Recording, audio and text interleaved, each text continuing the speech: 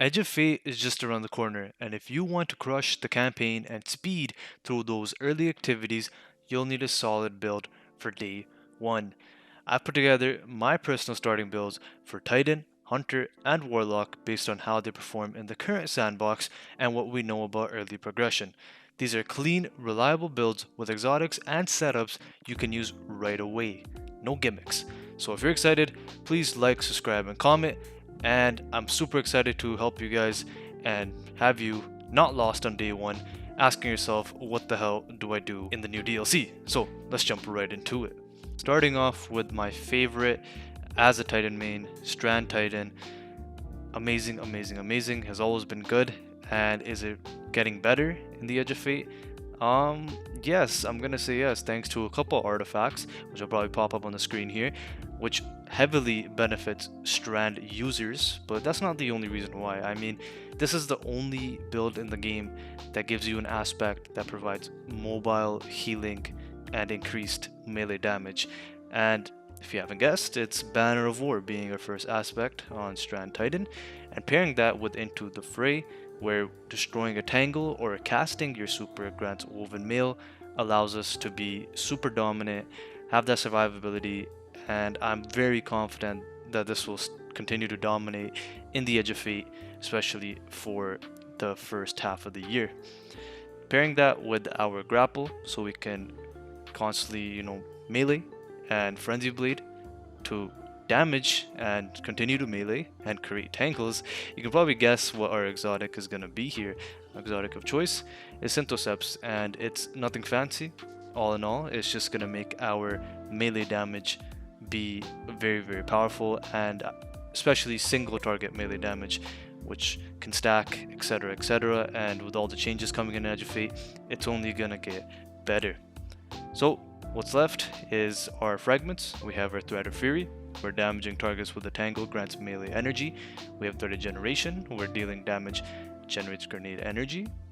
We have Thread of Propagation, where powered melee final blows grant your strand weapons unraveling rounds. And we have Thread of Warding for a final. Picking up an orb grants Woven Mail. Now, how does that really play into our weapon cycle? Well, we're using the Rufus's Fury as the kinetic weapon, and basically it's a 64 magazine auto rifle, which it's a strand weapon and it gets the job done. And I just love using it because of the magazine size, not really having to reload too much.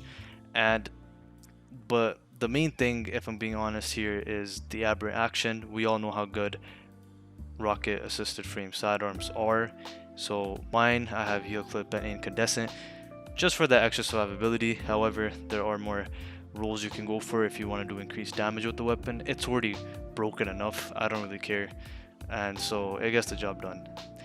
Then with that, we have our Parasite. So the Parasite is an interesting decision, and the reason I chose that is because that. So clearly it hits like a truck, so why would you not want to use the weapon? Now moving on to our mods. For our helmet, we're using 2 hands-on mods. For our gauntlets, we're using Grenade Kickstart and Impact Induction. For our chestplate, we're using Solar Reserves and Resistance mods. For our legs, like I said, we're using that Solar Holster, just so we can automatically reload our Parasite and not have to worry about spending time doing that, paired with Innervation and Absolution. Then for our cloak, we have Bomber, Outreach, and Distribution. Now these can change, obviously there's a lot of reworks in Edge of Fate, just like our stats as well. So what do you really want to spec into when it comes to the stats in the Edge of Fate? Let me tell you what you want to do. So number 1, you want to spec into melee. Number 2, you want to spec into grenade. And number 3, you want to spec into super. Now let's move on to the Hunter build. This build has been around and a lot of content creators and streamers have been using it because it's really just that good, and it involves the weapon Lord of Wolves because Lord of Wolves still does so much damage, and we're on Prismatic Hunter. We're using Silence of Skull Super because we have our Mask of Bacchus that tells us while we have Stasis Super equipped, your dodge becomes a longer range, faster moving shift that partially cloaks you during your use, and after shifting, your Stasis and Auric weapons deal increased damage. Now, because we're dodging and shifting, and that's our gameplay loop with their Lord of Wolves, we're pairing that with Winter Shroud, where dodging slows our nearby targets, and then also applying a debuff gives us invisibility thanks to Stylish Executioner. That pretty much covers our aspects and our super being used on Prismatic Hunter.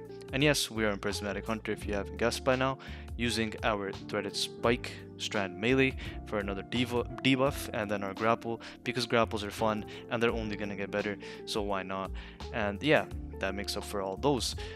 Followed up by our fragments, which I'm not going to go into detail of because they've been around for a while, but Facet of Hope, Facet of Purpose, Facet of Protection, Facet of Dawn, and Facet of Blessing. But we'll lose one in the Edge of Fate, so get rid of Facet of Blessing.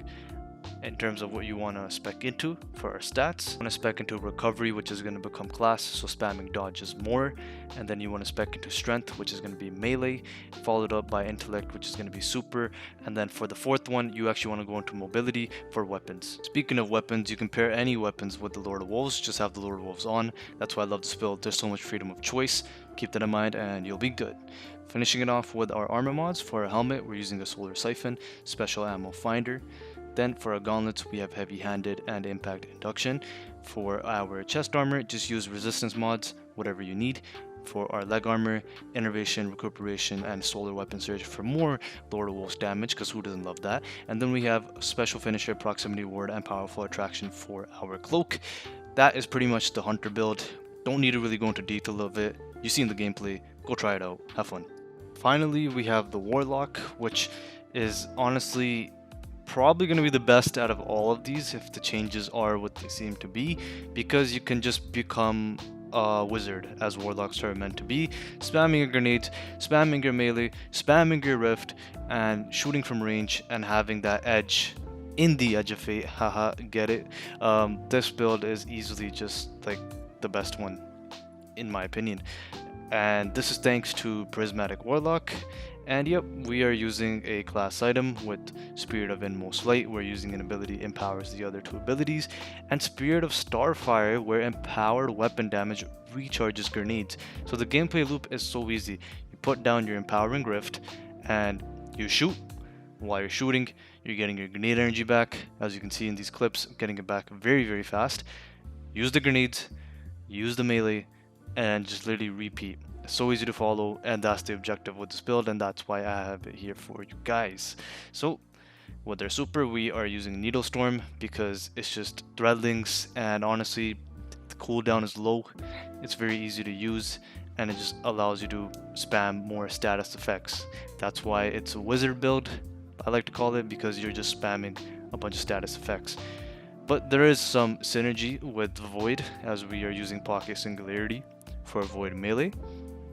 And then we are also using Vortex Grenade for our grenade, because both of these are high damaging, and because we're spec'd so much into grenade and recharging of grenades, we can basically set it up to take on whatever fight in whatever position we want, and that's exactly what we want with this build. And then we have situations where we're able to survive by just doing our thing, throwing grenades, and basically just taking all aggro. It doesn't matter where you're standing, but I just know I'm not going to die, and that's thanks to Feed the Void, where defeating a target with an ability activates Devour, and your Devour effects are improved, restoring additional health grenade energy. That with Helion, because we're using our Rift, our Empowering Rift, we're going to get Helion, which stuns everything in the game pretty much, and also is just does more things in the best way possible. It's another way of doing damage, ignition damage, pairing it with a weapon like our Nullify, which not everyone will have. So the alternative you can see I'm using is the Polaris Lance. We'll make this build so that you can play at range, spam your stuff, replay it. And once again, we're using the Empowering Rift, where our weapon damage is increased. So it's like we can do everything and we can play at range, and that's why I love this build so much. And definitely grind for that certain class item roll, please, please, please, because it's definitely going to be good in the Edge of Fate. Other weapon choices, I have the Commemoration with Reconstruction, Killing Tally, and Bray Inheritance. The Origin trait mainly is why I like it, because dealing damage regenerates a small amount of ability energy, just allows for more of that spamming to happen, and you can't go wrong with that at all. Now there are some other artifact mods that are playing into this, which I still want to test, but you know, usually you can run any weapon Depending on what you're doing, just make sure you're using Nullify or Polar Slant. Nullify is more preferred because it's an adept weapon. It'll be converted to the tier 3 in the new system, which is what you want compared to a tier 1 or tier 2 weapon. Now for our mods, we're using Ashes to Assets on our helmet, Dynamo, and Radiant Light. For our gauntlets, we're using Firepower, Bolstering Detonation, and Fastball. For our chest piece, we are using all resistance mods. For our leggings, we're using Recuperation, Solar Scavenger, Innervation. And then for our class item, we are using Bomber, Distribution, and another Bomber mod. Just gonna pop up the stats right here in terms of what you want to spec into for the Edge of Fate. And that'll be it, guys. That's pretty much the video. I'll have an updated endgame builds and exotic farm guide as soon as the Edge of Fate goes live. So if you want those day 1 guides and videos, hit that subscribe button and turn on notifications now. Comment below which build you'll be starting with. I will catch you guys in the next one.